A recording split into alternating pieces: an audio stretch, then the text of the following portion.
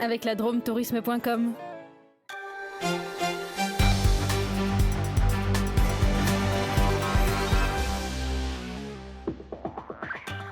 Bonsoir à tous, bienvenue dans les Alpes. Voici les titres de votre journal régional. 2 hommes sérieusement blessés hier soir par balle dans un bar de Fontaine. Les tireurs ont réussi à prendre la fuite. L'événement pose une fois de plus la question de l'insécurité dans l'agglomération grenobloise. Les terres australes françaises à l'honneur à Chambéry en Savoie. Une exposition est consacrée en ce moment à cette France du bout du monde. Le réalisateur François Bailly vient de consacrer un film à ce joyau écologique. Il sera l'invité du Journal des Alpes. Ça broute à Évian. La ville savoyarde utilise des moutons pour entretenir certains de ses espaces verts. Une initiative aussi écologique qu'insolite. À 19h30, l'édition nationale présentée par Carole Gessler fera le point sur cette fusillade qui a eu lieu aujourd'hui à Bruxelles. 4 policiers ont été blessés, dont un grièvement lors d'une perquisition antiterroriste en relation avec les attentats de Paris. Une vaste opération de police est toujours en cours actuellement. Et puis le cardinal Barbarin sur la défensive. Un nouveau témoignage accable un prêtre de son diocèse.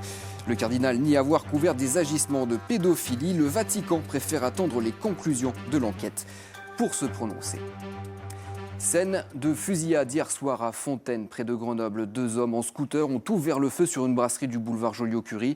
2 clients ont été sérieusement touchés. Les tireurs sont toujours en fuite. Les faits posent une fois de plus la question de la sécurité dans l'agglomération grenobloise. Anne Diard et Jean-Christophe Solari. C'est ici, dans cette brasserie du quartier Maisonnat, que la fusillade a eu lieu. 2 clients du bar âgés de 28 et 82 ans ont été blessés grièvement. Ce matin, sur la devanture, les impacts de balles avaient disparu derrière des autocollants, mais la tension est toujours là. Fontaine, on le sait, c'est pas d'aujourd'hui que ça se passe des choses comme ça, voilà. C'est dû à quoi ? C'est dû à une mauvaise politique de la ville peut-être et au manque qu'il n'y a pas assez de travail pour les jeunes. La ville, pointée du doigt par des riverains et des commerçants qui dénoncent une montée de la violence dans certains quartiers, en raison des trafics et des règlements de compte entre bandes rivales. Il y a des villes comme Échirolles, Saint-Martin-d'Air ou même des quartiers de Grenoble qui ont été abandonnés par les pouvoirs publics. Et nous, ce qu'on demande aujourd'hui, c'est que la métro et la ville de Fontaine notamment participent à un travail de réflexion sur la sécurité dans l'agglomération. Déjà fait, répond le maire de Fontaine, qui dit avoir pris le problème à bras-le-corps, soutenu par la police nationale et le préfet. On a pris la décision collective de ne plus laisser cette économie souterraine, avec cette violence urbaine sous-jacente et qui est en train de se dévoiler, pourrir nos territoires, et donc d'intervenir à chaque fois qu'il le faudra, et le plus souvent possible, sur, il faudra y aller tant qu'on arrive à éradiquer le mal, quoi. Voilà. Quand vous démultipliez les interventions, on sait que ça génère de la résistance, dans le mauvais sens du terme. Ce sont des territoires qui rapportent, et ces personnes n'ont pas l'intention de l'abandonner comme ça. Pour gagner ce combat, le maire de Fontaine va renforcer sa police municipale. Il envisage également l'installation de nouvelles caméras dans des lieux sensibles. En Savoie, l'ancien instituteur du village de Planaise comparaîtra devant la cour d'assises dans les prochains mois. La juge d'instruction vient de clore son enquête. Interpellé en avril 2013, l'homme est soupçonné de viol et d'agression sexuelle sur 21 enfants dont il avait la charge. 100 000 photos de fillettes avaient été retrouvées sur son ordinateur. Incarcéré depuis près de 3 ans, le pédophile présumé reconnaît partiellement les faits. C'est un geste anti-système pour certains, pour la justice. C'est un outrage. Le tribunal correctionnel de Grenoble a condamné à 500 € d'amende le jeune homme qui avait fait une quenelle au Premier ministre Manuel Valls. Les faits s'étaient déroulés à l'automne dernier en marge des émeutes des gens du voyage à Moirans. Xavier Schmitt et Gilles Ragré. Le procureur avait réclamé une peine plus sévère, 20 à 30 heures de travaux d'intérêt général et 1 000 € d'amende, dont la moitié avec sursis. Le prévenu n'est condamné finalement qu'à 500 € d'amende. On a considéré, je pense, du côté du tribunal que c'était un geste malheureux, qui n'avait pas forcément beaucoup d'intentions malveillantes de la part de mon client à l'égard de Manuel Valls. C'était le 6 novembre 2015. Le Premier ministre est à Moirans 15 jours après les émeutes survenues dans la commune. Manuel Valls est hué par un groupe de gens hostiles, dont ce jeune homme. Et il fait une quenelle, une espèce de salut nazi inversé ou de bras d'honneur. Après enquête, cet électricien de 23 ans est poursuivi pour outrage à personne dépositaire de l'autorité publique. Mais selon lui, c'était un geste de protestation. Il vient dire, par ce geste, qu'il n'est pas d'accord avec la politique menée actuellement en France. Après coup, il le regrette. Alors, il regrette, puisqu'effectivement, ça a pris une tournure incroyable sur le plan des médias et aussi sur le plan judiciaire. Devant le tribunal, le prévenu a qualifié son geste de bêtise. Il s'en sort bien. Pour cet outrage, le code pénal prévoit 7 500 € d'amende et 6 mois de prison. C'est un superbe terrain de jeu, mais il est parfois dangereux. Depuis 15 ans, l'association Esprit Montagne sensibilise les jeunes pratiquants aux risques en altitude. Chaque année, 2500 adolescents participent à différents ateliers dans 50 stations des Alpes et des Pyrénées. Exemple aujourd'hui au Collet d'Alvar avec Jean-Christophe Pain et Franck Serroni. Les risques, ça commence dès le bas des pistes. Première règle, ne pas s'approcher de la fraise. C'est un hachoir à viande si jamais on passe dedans. Donc quand vous avez une chenillette qui travaille, toujours se tenir très très loin. Milan, Antonin et les autres ont adoré jouer avec le joystick, mais ils ont aussi pris conscience du travail des pisteurs. Ils leur permettent chaque jour de skier en sécurité. Avant, quand j'allais dans la poudreuse, je ne me rendais pas compte des dangers que je prenais pour moi. Avant, les drapeaux, moi, je ne savais pas trop ce que ça voulait dire. Par exemple, le jaune et noir, le noir. Maintenant, je vois bien ce que ça veut dire. Et c'est vachement dangereux, en fait. Mais là, on en est où, là, à peu près, avec le drapeau comme ça? Ouais, on est sur un risque 3, là. Restez très très prudent, risque 3, 4. Plus haut, dans la station, les collégiens vont assister à un déclenchement d'avalanche préventif. Ça s'appelle purger la pente dans le jargon des pisteurs. Premier tir de la combe imminent. Bien reçu. Par contre, bouchez-vous les oreilles. Non. Ces collégiens d'Alvar, en 6e et 5e, pratiquent la citoyenneté sportive toute l'année. Le sport, c'est absolument de la citoyenneté, c'est le respect des autres, c'est le respect de son partenaire, de son adversaire, de l'arbitre, de tout le monde. Donc c'est très très lié, la citoyenneté et le sport. Il faut suivre la direction de la flèche. Sur les pistes, la citoyenneté, l'esprit civique, ça peut être d'éviter de passer sous les filets ou de porter secours aux autres. Elle est où la tête ? Faut aller vite ou pas ? Oui, très vite. Combien de temps devant toi ? À peu près 15 minutes. Plus de 25 000 jeunes ont été sensibilisés au risque depuis la création de l'association Esprit Montagne. Bravo. Ah c'était un sage. Alors regardez, pourquoi on a réussi à... Et on parle encore de montagne, mais en Auvergne cette fois-ci. Chez nos voisins, le premier bilan des vacances d'hiver est en demi-teinte. La vente de forfaits pour les remontées mécaniques est en baisse par rapport à l'année dernière. Mais certains sites touristiques ont mieux travaillé grâce à la météo. Reportage à Superbès de Charline Coca et Arthur John. 17 000 personnes par jour ont dévalé les pentes des stations auvergnates. Un chiffre en baisse par rapport à l'année dernière, moins 13%. La faute aux conditions météorologiques difficiles. Moins de neige égale moins de skieurs. Et l'addition, c'est la station qui la paie. Les investissements prévus pour 2016 devront attendre. L'année dernière, nous avons investi plus de 4 millions d'euros sur le domaine. Donc cette année, on avait prévu un petit peu de calmer le jeu. On va vraiment calmer le jeu cette année. Et puis en fait, on va voir, suivant l'hiver prochain, comment il est, si on repart ou si on patiente. Si les remontées mécaniques sont à la peine, les restaurateurs et les hôteliers, eux, s'estiment chanceux. Il fait chaud, on a eu chaud, on va pas se plaindre. Taux d'occupation moyen, près de 80%.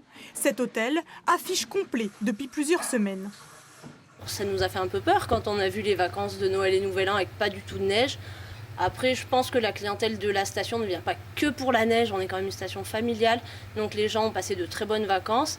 Et puis l'arrivée de la neige a fait que ça a permis de faire une belle saison. Des vacanciers plein les hôtels, mais peu sur les pistes. Mais alors, où étaient-ils ? Les grands gagnants cet hiver, ce sont les sites touristiques aux abords des stations. À Saint-Nectaire, par exemple, les thermes ont enregistré une affluence digne d'un mois de juillet. En chiffre d'affaires, on a fait 50% de plus pour le mois de février. Et en fréquentation, on a fait un petit peu plus de 50%. En clientèle, on a fait à peu près plus de 1000 personnes supplémentaires.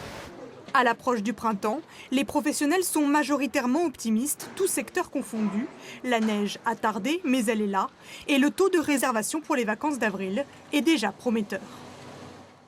Les Grenoblois étaient invités à donner de leur personne. Aujourd'hui, dans le cadre de la Semaine nationale pour le don de moelle osseuse, une collecte était organisée aujourd'hui en centre-ville. La France manque de donneurs, surtout chez les hommes jeunes. Les organisateurs rappellent que ce geste n'est pas douloureux et qu'il permet de sauver des vies. 80% des maladies de sang peuvent être soignées grâce à ces dons.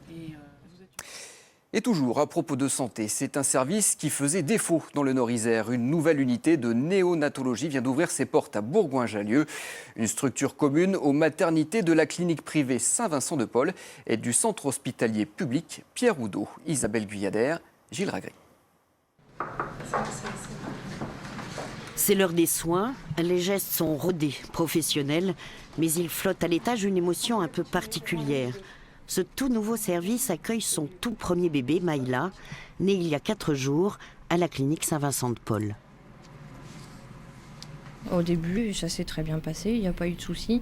C'est vrai qu'après, c'est dimanche qu'on nous a dit que les analyses n'étaient pas très bonnes. Donc c'est là qu'on nous a dit, vous avez de la chance, le service ouvre demain, donc on va pouvoir la garder en attendant que le service ouvre pour pouvoir l'avoir à côté. Et le statut de ce service est unique en France. Il a établi comme un cordon ombilical, une passerelle physique entre la clinique Saint-Vincent-de-Paul, établissement privé, et l'hôpital Pierre Oudot, établissement public. L'équipe est mixte. Je crois qu'il ne faut pas se poser de questions, c'est le public, c'est le privé. Qu'on puisse les prendre en charge au sein du Nord-Isère et de ne plus être obligé de les envoyer à Lyon, oui, c'est un vrai soulagement, je pense, pour tout le monde, pour le public, pour le privé et puis avant tout pour la population. La naissance de cette équipe est l'aboutissement de 20 ans de négociations. En ce premier jour, il faut encore ajuster les détails. Toute l'équipe a fait connaissance pendant une semaine. On se connaît déjà toutes. On a créé des liens. On a préparé ensemble le service. On a préparé ensemble les protocoles. Il va y avoir une unité de liens, de soins, d'accompagnement aux soins de développement pour que les enfants ne se sentent pas perdus. Autre singularité de l'unité, selon les années paires ou impaires, les 6 chambres mère-enfant de néonates seront logées à tour de rôle à la clinique ou à l'hôpital. Il y a cette solution-là qui a été trouvée pour l'instant. Est-ce qu'il y en a des plus mauvaises? Est-ce qu'il y en a de meilleures? Probablement. Pour l'instant, on va voir comment ça fonctionne. Avec près de 2500 naissances par an sur les 2 maternités, il devrait accueillir chaque année près de 1000 bébés. Et on parle encore de médecine à l'occasion de la Semaine du cerveau. Notre série est consacrée à l'organe le plus mystérieux du corps humain. Notre second épisode s'intéresse ce soir à la maladie de Parkinson et la stimulation cérébrale profonde. Cette méthode révolutionnaire a été inventée au CHU de Grenoble. Retour sur l'histoire de cette incroyable innovation avec Céline Aubert et Jean-Pierre Rivet. Attention, certaines images peuvent choquer les plus sensibles. C'est un jour que j'attends depuis 3 ans. Donc j'ai la maladie de Parkinson depuis 8 ans maintenant et cette opération va se passer en 3 étapes et c'est la première étape aujourd'hui, donc pour moi la plus significative. C'est la première fois que je suis hospitalisé. J'ai jamais eu d'intervention chirurgicale de ma vie. Et alors vous êtes comment? Impressionné. Hervé gardera ce beau sourire jusqu'à l'entrée au bloc. Une fois parti pour un long sommeil, le neurochirurgien va lui percer le crâne à plusieurs endroits pour y placer des vis. C'est la position dans laquelle il va rester pendant plusieurs heures, réveillé à la 2e étape, avec la tête bloquée dans cette position-là. Donc il faut faire attention que la tête soit pas trop fléchie ou pas trop étendue, sinon ils vont avoir mal au cou. Ces vis vont permettre de tracer le chemin pour les électrodes qui seront implantées dans le cerveau. C'est le principe de la neurostimulation profonde, une technique révolutionnaire découverte au CHU de Grenoble. Tout débute en 1993. Cette idée de génie, on la doit à 2 Grenoblois audacieux, le neurochirurgien Halim Louis Benabid et le neurologue Pierre Polac. Ils ont découvert que la stimulation électrique du noyau subthalamique du cerveau atténuait les fameux tremblements de Parkinson. Finalement, il y avait très peu de gens qui y croyaient. Finalement, c'était tellement gros comme découverte, comme effet thérapeutique qu'il y avait Pierre Polac, il y avait M. Benabid, bien évidemment, qui l'avait créé, mais il y avait très peu de neurologues qui étaient au courant, sauf ceux qui étaient au courant de la maladie de Parkinson, qui savaient quelles difficultés ils avaient à la traiter. Quelques personnes ont vu les premières vidéos et se sont dit « c'est un miracle ». Parce qu'eux, ils savaient qu'on ne peut pas tricher avec ce genre de maladie. L'histoire de la médecine n'a plus jamais connu une telle avancée. Pour la première fois, les symptômes d'une maladie dégénérative étaient définitivement gommés. En 20 ans, près de 200 000 personnes ont été opérées. Pour ces malades, c'est à chaque fois la promesse tenue d'une seconde vie. Le fait de ne plus avoir ces symptômes-là va me permettre de reprendre une vie plus normale, parce que j'ai aujourd'hui une vie qui est fluctuante par rapport à l'évolution des symptômes.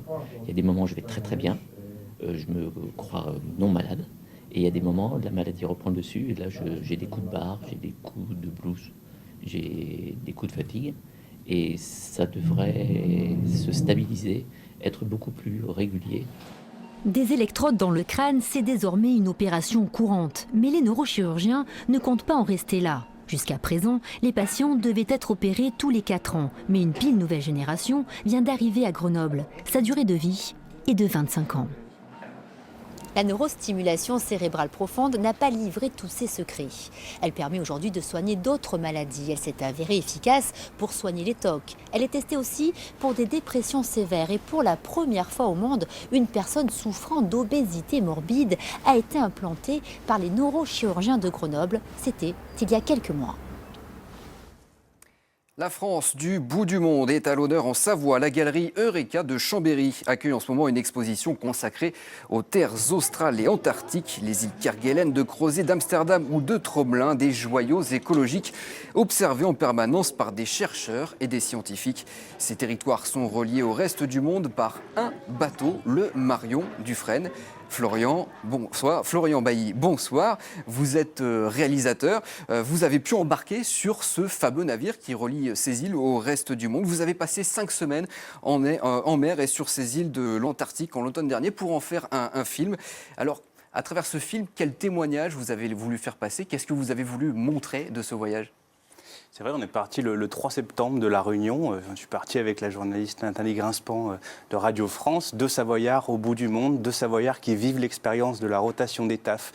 Et c'était la commande en fait de base, c'était faire vivre au grand public comment se passe une rotation du Marion Dufresne dans ces terres si éloignées, pourquoi la France s'investit, protège ces terres, quels travaux y sont menés, et puis aussi quelles personnes on va rencontrer, quelles émotions on va retrouver, parce que vivre un an isolé du monde, dans des terres où évidemment il n'y a pas de téléphone portable, où l'accès à Internet est quasi inexistant, et où vous pouvez aller pique-niquer avec le manchot, c'est quelque chose d'incroyable.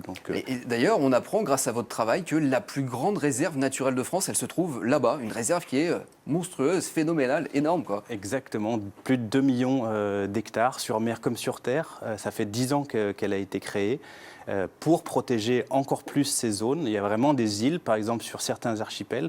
L'archipel Crozet, il y a 5 îles. Il n'y en a qu'une seule qui est accessible à l'homme. Les autres sont vraiment réservés aux animaux. Et ça, c'est assez incroyable de voir ça de ses propres yeux. Je vous propose d'ailleurs de découvrir un extrait de votre film. Il y a un scientifique qui s'exprime et on va tout de suite comprendre là de quoi on parle. Il parle très bien justement de cette réserve du bout du monde. On n'a pas d'habitants permanents, on a des endroits où on va relativement peu, et surtout on a des endroits qui ont été très très peu impactés par la présence humaine. Alors je veux dire en termes d'espèces introduites, très peu d'espèces végétales introduites et très peu de mammifères introduits. Donc des écosystèmes qui sont à certains endroits presque encore originels. Donc ceci, clairement, la volonté de la réserve a été de mettre en place une protection forte sur ces écosystèmes. Alors c'est pas qu'ils sont pas mis sous cloche, il y a possibilité d'y aller, mais il faut en faire les demandes. Alors ces Français, ces scientifiques qui travaillent là-bas au bout du monde, qu'est-ce qu'ils nous apprennent? Qu'est-ce qu'on apprend de leurs travaux?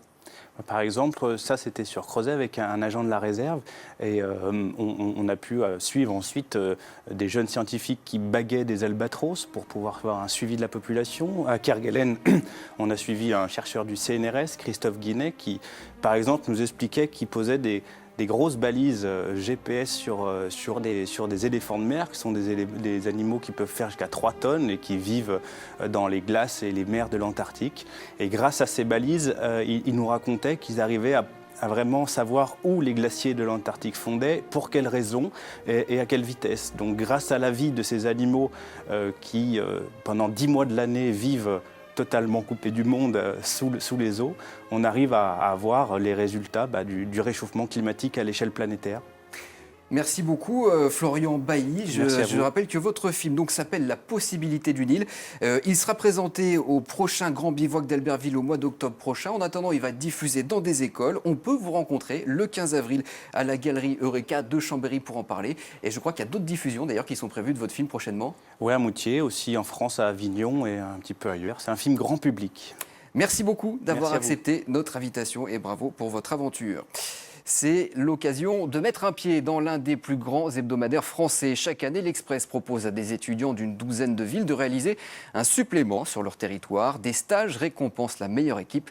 Cette année encore, les étudiants de Sciences Po Grenoble sont motivés pour relever le défi. Jean-Christophe Pain.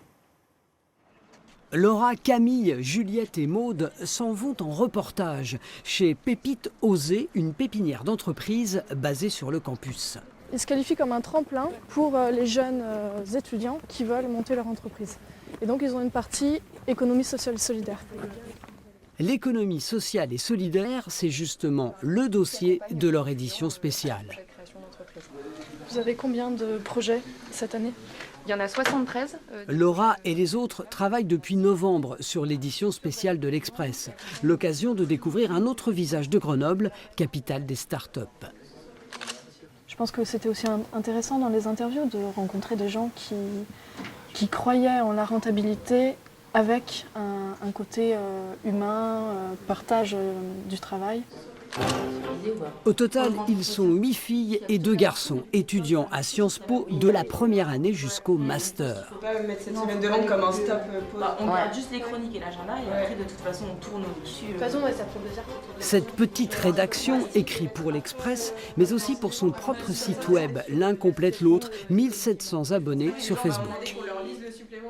Le but c'est vraiment que notre communauté web suive ce qu'on fait sur le papier. Moi j'ai 18 ans, je vais à la gare, j'achète mon journal, je le lis dans le train et j'ai pas du tout la même expérience qu'avec mon smartphone. Ça va faire du complément d'article et ça va vraiment attirer un lecteur qui, s'il a besoin de s'informer rapidement, va regarder le web, s'il a besoin de creuser le sujet, va regarder le numéro papier.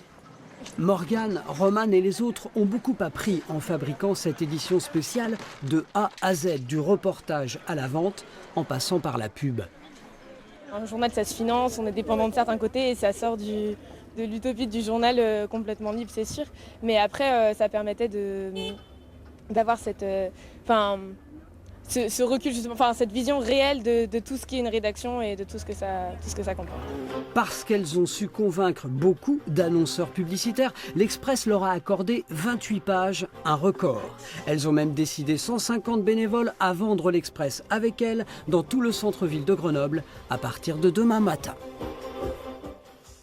Rendez-vous demain donc. Et en Haute-Savoie, la ville d'Évian teste une solution insolite et efficace pour entretenir certaines de ses prairies. Des moutons sont à l'œuvre dans un parc de la ville. Le troupeau d'une quarantaine de bêtes va brouter l'herbe pendant 2 semaines. Ariane Combe-Savary et Christian Mathieu. Une fois par jour, Jean-Marie Tupin vient s'assurer que ses brebis et leurs agneaux vont bien. C'est ma façon de les appeler, hein.